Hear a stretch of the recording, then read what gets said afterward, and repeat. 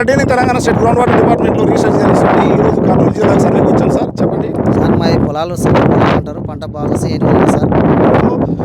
ఇక్కడ చూడండి, ఇక్కడ రకరకాల రాళ్లతో కలిసి ఉన్న నేల అండి ఇది. చూసారా, చూడండి, ఇది ఇక్కడ మనకు ఇది డోలోమైట్ అండి, ఇదేమో మనకు క్వార్ట్జ్ మినరల్ అండి ఇది.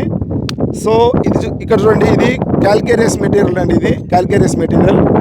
సో ఇక్కడ ఇది కంగళామరేట్ అండి, అంటే అన్ని రకాల రాళ్ళు కలిసి ఉన్న రాయి అండి ఇది. సో ఈ విధంగా రకరకాల రాళ్ళు ఇక్కడ కలిసి ఉన్నాయండి.